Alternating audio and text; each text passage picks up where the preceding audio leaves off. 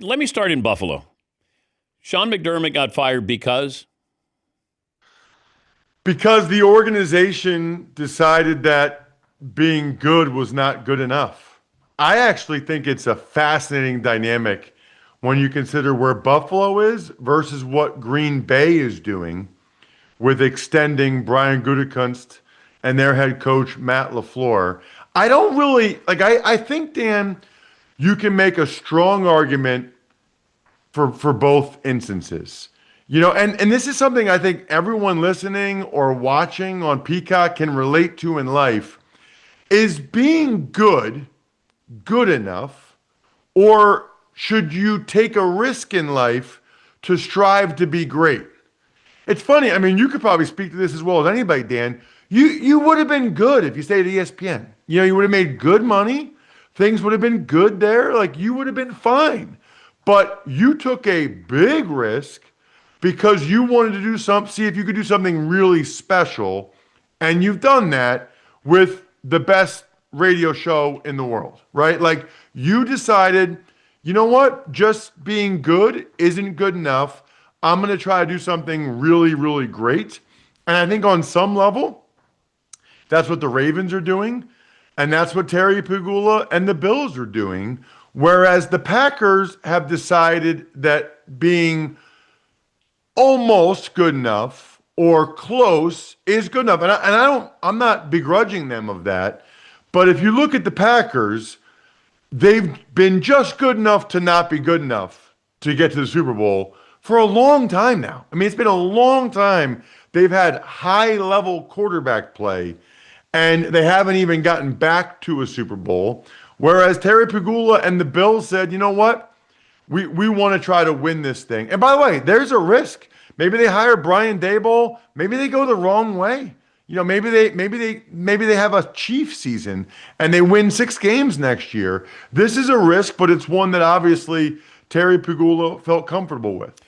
Why did you have a problem with Sean McDermott's post press conference? Yeah, well, so I think there's probably a couple of reasons why he did that. I think, in fairness to him, Dan, he probably knew he was on the hot seat. And so by going that strong on the officiating and the calls, maybe he could defer blame, get it off of his shoulders, move it to the officials. Maybe that would be enough to save his job. Or maybe that would be enough to, even if he's going to lose his job anyway, Bills fans will remember him fighting for Buffalo, darn it, and that the officials, gave them a raw deal. I have 2 young daughters. They're 12 and 13 now. I'm a huge believer in life, in personal responsibility, personal accountability. They're both playing volleyball or tennis or whatever.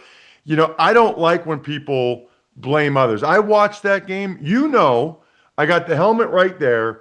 The Bills are my favorite team that I played for. And I have a strong affinity for the people in Western New York. Josh Allen's probably my favorite player. But Dan, they need to play better. I mean, yeah, Josh but how much of that is better on Sean McDermott? He didn't throw the interceptions and he didn't fumble the ball a couple of times. He didn't have a catch turn into an interception. Like, what is it that he did that was so egregious in that game where you go, we got to get rid of him? That's a fair point. And I don't think it's just that game. I think it's just the compilation of all of these years. And there have been coaching issues that were, I think, more noticeable in other years. And I think they would probably even say to you that they're not ready to be a wild card team and for the Patriots over the course of the season to have overtaken them in the AFC East. But you're 1,000% right. Josh Allen, not only the turnovers, but Josh missed Dawson Knox for the game-winning touchdown. He had other misses in that game. And by the way, everybody's complaining about Brandon Cooks and was it a catch? Hold on to the ball. Don't let him rip the ball out of your hands. Like, that to me epitomizes our society. You can either choose to say, that's a catch, we're getting screwed, that's a raw deal, or you can say, our guy should have held on to the ball. Yeah, we want to blame the official instead of If you hold on to the ball, you don't factor in the official. Exactly correct. Thank you.